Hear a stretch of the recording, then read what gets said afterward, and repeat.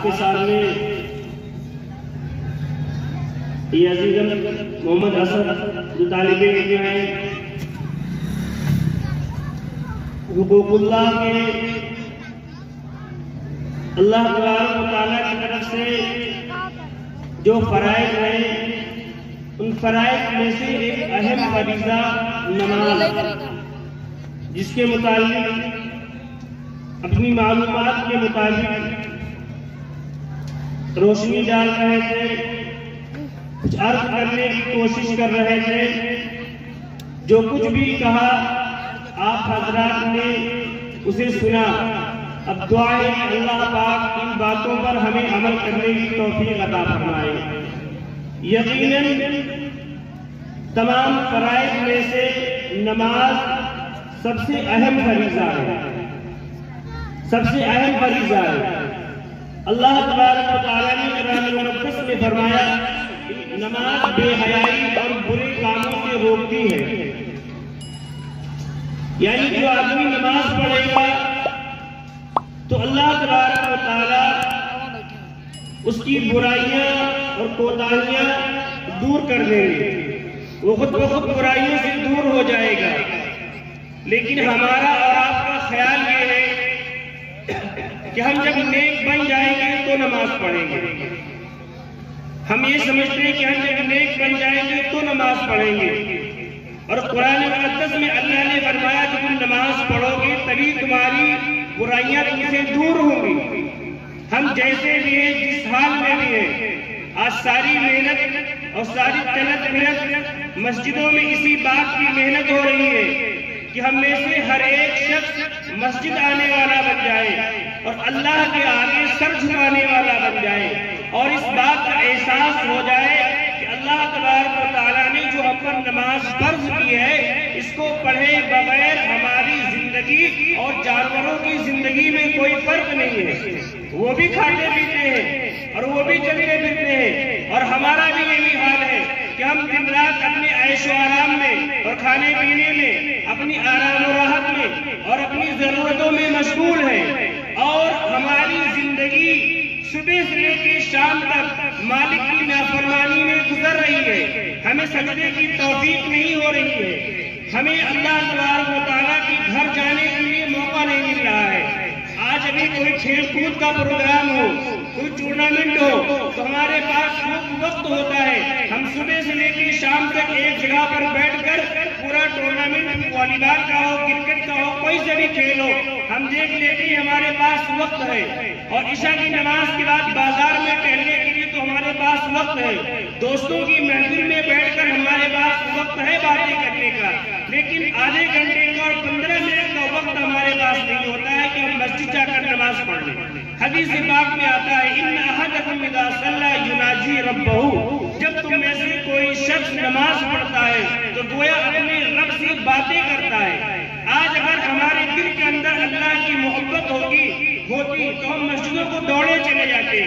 اس لیے کہ جو ہمارا محبوب ہوتا ہے، جس سے ہماری دوستی ہوتی ہے، جس سے ہمیں عشق ہوتا ہے، جس سے ہمیں لگاؤ ہوتا ہے، ہم ہر وقت اس سے رابطے میں رہنا چاہتے ہیں، کبھی فون کال کے ذریعے سے، کبھی میسیج کے ذریعے سے، کبھی واٹس ایپ کے ذریعے سے، کبھی ویڈیو کالنگ کر کے ہماری دل میں ہر وقت یہ چاہت پیدا ہوتی ہے کہ ہم کسی نہ کسی طریقے سے اپنے محبوب سے رابطے میں رہیں۔ کیوں؟ اس کا عشق ہمارے دل میں ہے، اس کی محبت ہمارے دل میں ہے، غیر کی محبت ہے، ناجائز محبت ہے، حرام تعلق ہے، اس بنا پر بھی ہم اس کے رابطے میں رہنا چاہتے ہیں۔ آج اگر ہمیں اپنے پیدا کرنے والے کی محبت ہمارے دل میں ہوتی اور اللہ کی محبت ہمارے قلب میں ہوتی تو رات میں عشاء کی نماز پڑھے بغیر ہم بستر پہ نہ جاتے، کیونکہ بستر پر لیٹتے ہی ہمیں احساس ہوتا کہ ہم اس وقت نیند کی آغوش میں جا رہے ہیں، اور نیند میں اور موت میں کوئی فرق نہیں ہے۔ اس وقت بستر پر ہماری آنکھ بند ہو رہی ہے، پتہ نہیں صبح ہماری آنکھ کھلے کہ نہ کھلے۔ روزانہ سینکڑوں ایسے واقعات ہوتے ہیں، ہم ذرا ذرا سی بات پر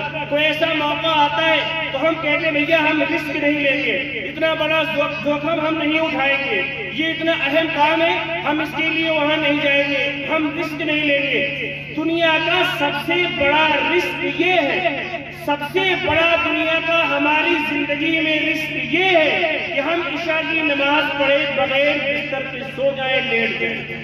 اس سے بڑا کون رزق والا کام ہے؟ ہم نیند کی آغوش میں چلے گئے، پتہ نہیں صبح ہماری آنکھ کھلے کہ نہ کھلے، ہم اپنے اللہ کی مالک کی نافرمانی کر کے اپنے بستر پر لیٹتے ہیں، پھر اس کے بعد اپنی رات کی نیند میں سکون تلاش کرتے ہیں۔ ہمیں احساس ہوتا ہے کہ رات میں سوئے، کروٹیں بدل رہے، نیند نہیں آئی، بیٹے نافرمان ہے، اس کی شکایت ہے ہمیں، کاروبار میں برکت نہیں، اس کی شکایت ہے، گھر میں ہر وقت کوئی نہ کوئی بیمار رہتا ہے، بچہ بیمار، بیوی بیمار، ایک کا علاج کراؤ دوسرا بیمار ہو جاتا ہے، ہمیں اس کی شکایت رہتی ہے، ہمیں بہت ساری شکایتیں ہیں، لیکن ہمیں سجدے کی فرصت نہیں ملتی، جس کے بارے میں فرمایا گیا کہ سب سے پہلے میدان محشر میں نماز کے بارے میں حساب ہوگا، اس کے بعد اور ساری چیزوں کے بارے میں سوال ہوگا۔ اگر ہم نماز کے حساب و کتاب میں پاس ہو گئے تو شاید اللہ رب العزت ہمارے آگے کے معاملات میں ہم کو آگے بڑھا دے اور پاس کر دے۔ اس طرح کی جو محفلیں ہوتی ہیں، جو جلسے ہوتے ہیں، چاہے آپ کو مسجد میں تعلیم کے نام پر روکا جائے، چاہے آپ کو مسجد میں مشورے اور حلقے کے نام پر روکا جائے،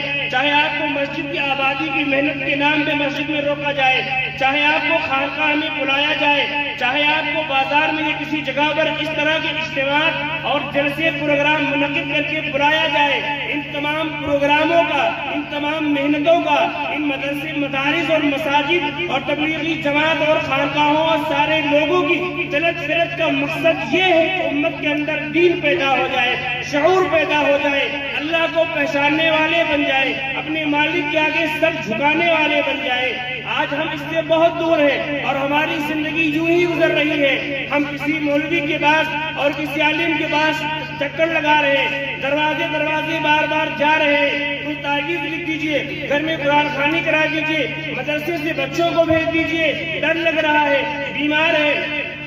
اور تمام طرح کی تکلیفوں کی شکایت کرتے ہیں، لیکن ہم صرف جمعے کے علاوہ مسجد میں دکھائی نہیں پڑتے۔ کیسے مسلمان ہیں ہم؟